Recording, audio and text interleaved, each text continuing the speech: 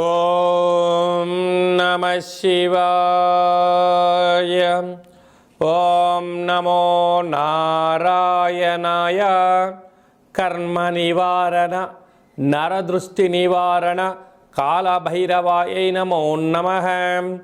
ఓం కాళకాలాయ విద్మహే కాళాతీతాయ ధీమహి తన్నో నరదృష్టి నివారణ కాళభైరవ ప్రచోదయాత్. హరి ఓం. మా ఛానల్కి స్వాగతం. చూస్తున్న వీక్షకులకు ప్రేక్షకులకు ప్రియ కాళభైరవ భగవద్బంధులకి స్వాగతం పలుకుతూ మమ్మల్ని ఎంతగానో ఆదరిస్తూ ఉండబడినటువంటి ప్రియ సోదర సోదరీమణులకు, జ్యోతిష్ అభిమానులకు, సనాతన ధర్మ సంరక్షకులకు అందరికీ నూతన ఆంగ్ల సంవత్సర శుభాకాంక్షలు. 2026వ సంవత్సరం జనవరి నెల 1వ తారీఖు నుండి డిసెంబర్ నెల 31, 2026 సంవత్సరము అందరికీ నూతన ఆంగ్ల సంవత్సరానికి స్వాగతం పలుకుతూ ఈ 2026వ సంవత్సరంలో అందరికీ శుభాన్ని, జయాన్ని, ఐశ్వర్యాన్ని, ఆనందాన్ని ప్రసాదించాలని మనం మనసారా కోరుకుందాం. ఇక్కడ విశేషం ఏమిటయ్యా అనగా మనకు క్యాలెండర్ పంచాంగం చెప్పుకుంటున్నాం. మనకి ఇక్కడ గురువారం రోజు ప్రారంభమవడం, అందులో 1వ తారీఖున రోహిణీ నక్షత్రం అయింది. గురువారం రోజున రోహిణీ నక్షత్రము, అందులో గురువారము. గురు అంటే గురువు యొక్క రోజు, చంద్రుడి యొక్క నక్షత్రము. అంటే విశేషమైనటువంటి గజకేసరి యోగము ఈ సంవత్సరం అందరికీ ప్రసరిస్తుందని చెప్పి గమనించాలి. అలాగనే మనకు ఉగాది పండగ శ్రీ పరాభవనామ సంవత్సరము కూడా గురువారం ప్రారంభమవుతుంది. ఇది చాలా విశేషంగా గమనించగలగాలి. కనుక ఈ సంవత్సరము విద్యార్థులకు, ఉద్యోగస్తులకు, వ్యాపారస్తులకు, నూతనమైనటువంటి అత్యంత ఆధునిక టెక్నాలజీని నేర్చుకునేటువంటి వారందరికీ, వ్యవసాయ సోదరీమణులకు అందరికీ సువర్ణపు యుగంగా భావించగలగాలి. ద్వాదశ రాశుల్లో గ్రహ గమనాన్ని ఒకసారి వీక్షింపచేద్దాం.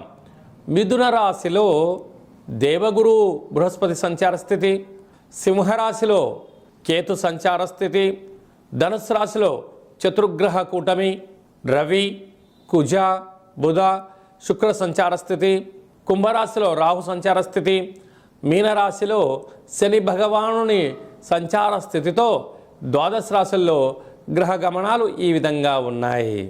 మిథున రాశి వారికి ఈ ఆంగ్ల సంవత్సరం నుండి మరియు ఉగాది పండుగ నుంచి ఆదాయ వ్యయాల్ని ఒకసారి తెలుసుకుందాం.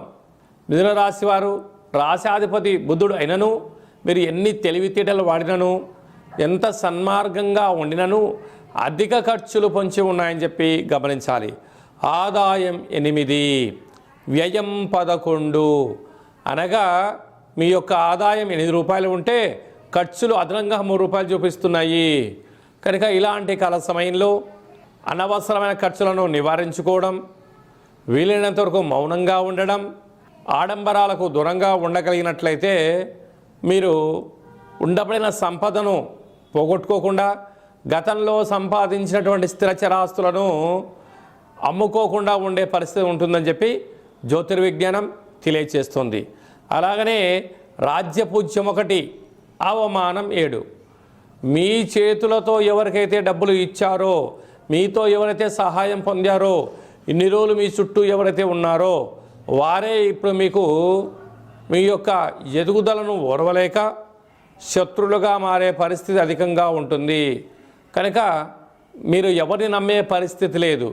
కనుక ఇలాంటి కాల సమయంలో చెక్కులపైన సంతకాలు పెట్టి ఇవ్వడం కానీ, హామీలు ఇవ్వడం కానీ, అందుకే మన పెద్దవారు చెప్తుంటారు, ఆవేశంలో నిర్ణయాలు తీసుకోవద్దు, ఆనందంలో వాగ్దానం చేయొద్దు అంటుంటారు. కనుక ఇలాంటి కాల సమయంలో శత్రులు అధికంగా పొంచి ఉన్నారు, అవమాన బాధలు ఎక్కువగా ఉంటున్నాయి. అలాగే రియల్ ఎస్టేట్ రంగంలో ఉండబడిన వారు, వ్యవసాయ సోదరీమణులు, ఆధ్యాత్మిక చింతన కార్యక్రమాన్ని నడిపేటువంటి వారు, అలాగనే ఆహార ఉత్పత్తులు, వ్యవసాయ సోదరీమణులు, గృహ భవన నిర్మాణ కార్యక్రమం చేసేటువంటి వారు, ప్రభుత్వ ఉద్యోగస్తులు, ప్రైవేట్ రంగంలో ఉండబడిన వారికి ఎంతో జాగ్రత్త అవసరం. మీరు ఏమి చేసినా, లేకపోతే చెయ్యాలనుకున్నా, ఏమి చేసినా అనేక మంది మిమ్మల్ని గమనిస్తున్నారు. మీరు ఎక్కడ తప్పులు చేస్తారా అక్కడ మిమ్మల్ని ఇబ్బంది గురి చెయ్యాలి అని చెప్పి ఎదురు చూస్తున్నారు. కనుక ఇలాంటి కాల సమయంలో ధర్మ మార్గంగా ఉండండి. వీలైనంత వరకు ఈ సంవత్సరం అంతను కూడా విష్ణు సహస్రనామ పారాయణాన్ని వినడం, వెంకటేశ్వర స్వామి యొక్క దర్శనం, వీలైతే కాశీ విశ్వనాథుడి యొక్క దర్శనం, పుష్కర స్నానం చేయడం వలన సకల గ్రహ దోషం తొలగి సద్బుద్ధి, సద్జ్ఞానము, సత్ప్రవర్తన వలన అనారోగ్యానికి గురి కాకుండా సకాలంలో తిండి, సకాలంలో సత్ప్రవర్తన వలన ఉన్నతమైన జీవితాన్ని పొందబోతారు అని చెప్పి గమనించాలి.